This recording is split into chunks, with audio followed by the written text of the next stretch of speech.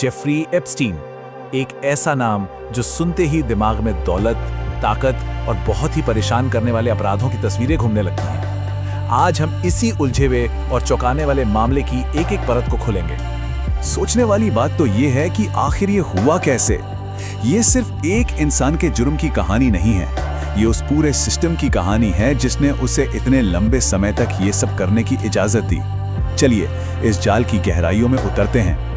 इस कहानी को समझने के लिए ना हम शुरू से शुरू नहीं करेंगे, बल्कि हम चलेंगे सीधे इसके अंत पर, उस घटना पर जिसने एप्स्टीन के काले कारनामों को एक बार फिर से पूरी दुनिया के सामने लाकर खड़ा कर दिया। साल 2019 की गर्मियां थी और सब कुछ बहुत तेजी से हुआ। 6 जुलाई को उसकी गिरफ्तारी ने दुनिया भर में तहलका मचा दिया।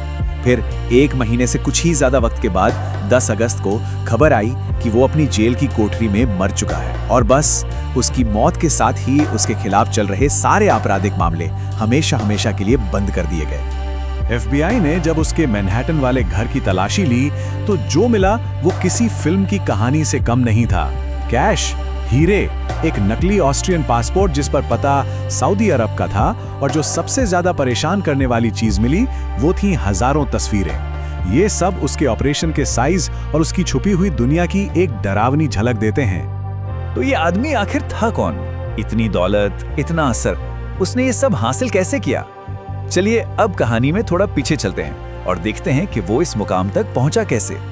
उसका करियर का सफर वाकई बहुत अजीब था। सोचिए, बिना कॉलेज डिग्री के एक बड़े स्कूल में टीचर बन गया, वहां से सीधा वॉल स्ट्रीट की एक बड़ी फर्म बेयर स्टर्न्स में पहुंच गया और देखते ही देखते पार्टनर भी बन गया।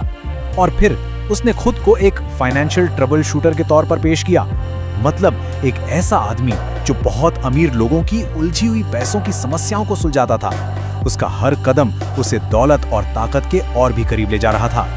एप्स्टीन का दावा था कि उसकी फर्म $1 बिलियन से भी ज्यादा की संपत्ति को मैनेज करती है, और यही वो दावा था जो उसकी ताकत और उसके रहस्य का सबसे बड़ा जरिया था। वो ये दिखावा करता था कि वो सिर्फ अरबपतियों के साथ ही काम करता है, जिससे उसकी एक अलग ही पहचान बन गई थी।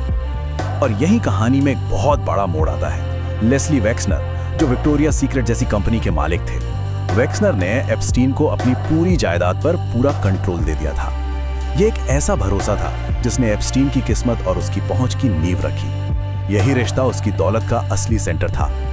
इस दौलत का इस्तेमाल एप्स्टीन ने एक बहुत बड़ा नेटवर्क बनाने में किया, एक ऐसा जाल जिसमें हर फील्ड के ताकतवर लोग शामिल थे। ये खेल सिर्फ पैसे का नहीं था, ये खेल था असर का, यानी कि इन्फ्लुएंस का। जरा इस लिस्ट पे नजर डालिए। राजनेता, शाही परिवार के लोग, बड़े बड़े बिजनेसमैन, यहाँ तक कि वैज्ञानिक भी। बिल क्लिंटन से लेकर डोनाल्ड ट्रंप और प्रिंस एंड्रयू तक एप्स्टीन ने सत्ता की हर बड़ी कुर्सी से अपने तार जोड़ रखे थे। ये रिश्ते उसके लिए एक सुरक्षा कवच की तरह थे, एक ऐसी ढाल जो उसे हर सवाल से बचाती थी। लेकिन वो ये सब अकेले नहीं कर रहा था। प्रोसिक्यूटर्स और पीड़ितों के मुताबिक घिसलेन मैक्सवेल जैसी महिलाएं उसके इस ऑपरेशन के लिए बहुत जरूरी थी। उन पर आरोप था कि वो कम उम्र की और नाजुक हालत में जी रही लड़कियों को ढूंढती थी, उन्हें तैयार करती थी और फिर एप्स्टीन के जाल में फंसा देती थी। बाद में मैक्सवेल को सेक्स ट्रैफिकिंग समेत कई संगीन जुर्मों के लिए दोषी ठहराया गया। अब हम आते हैं एप्स्टीन के कानूनी इतिहास के सबसे विवादित हिस्से पर, 2008 की वो प्ली डील जिसने उसे सजा से लगभग बचा ही लिया और कई ऐसे सवाल खड़े कर दिए जिनके जवाब आज तक नहीं मिले हैं। ये स्लाइड देखिए, ये पूरी कहानी खुद बयां करती है।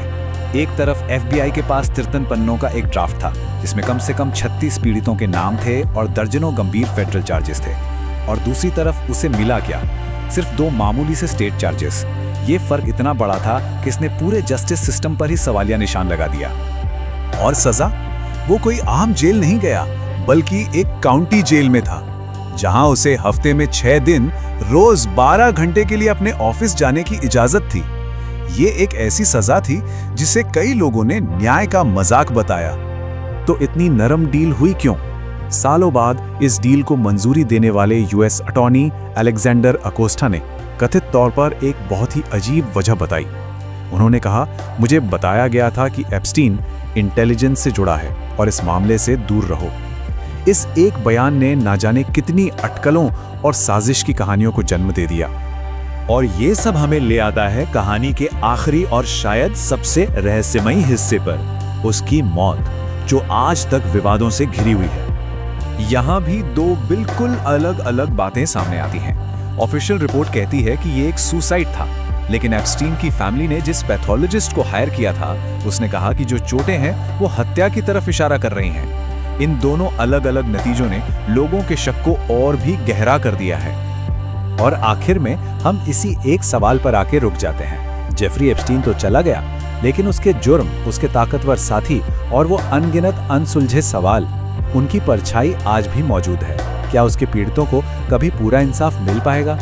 ये एक ऐसा सवाल है जो ताकत, पैसे और इंसाफ के मतलब पर बहुत परेशान करने वाले सवाल उठाता है, और जिसका जवाब शायद हमें कभी ना मिले।